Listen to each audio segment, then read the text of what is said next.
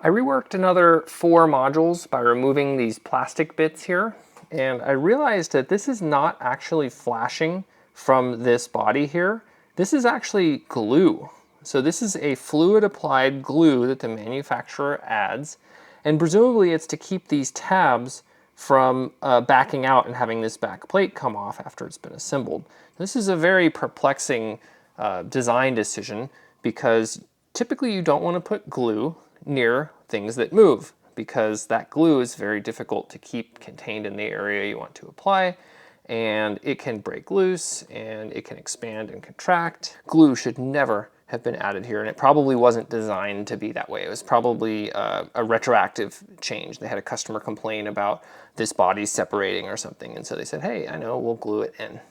Bad, bad, bad. So what I was doing previously when I was pushing these tabs in is I was actually breaking the glue off.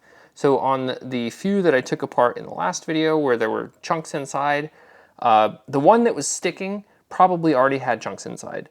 But the 2 that I took apart that didn't have any experience sticking, it's possible that when I pushed these in, I was actually breaking that glue off. You can actually hear it break there. Now, the sticking portion here that's causing the actuator to stick doesn't actually require the glue to break off. Now, of course, if the glue does break off, then it's more likely to get in the track and jam up this thumb wheel.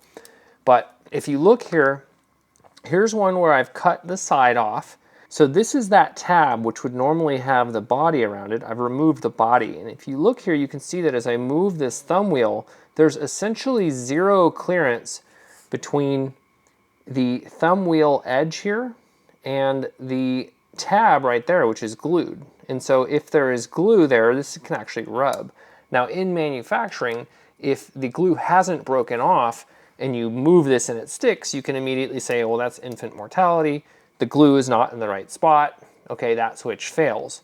But if that glue moves at all, if there's very little clearance, say you've got 10 thou of clearance, which is easily possible here with there not being any space here for clearance, then if that glue heats up, or if that glue moves at all, or if the body gets compressed at all, anything is going to cause that glue, even though it's still applied, to make it stick.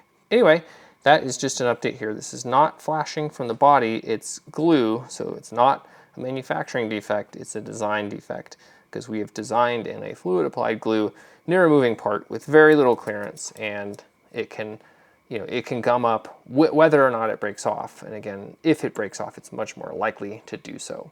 So the workaround I'm doing for now is we're going to be removing this glue, which means we have to disassemble each one of these switches, go in there with a brush and tweezers and then blow it out with air, and then make sure it works, put it back together. So certainly very annoying.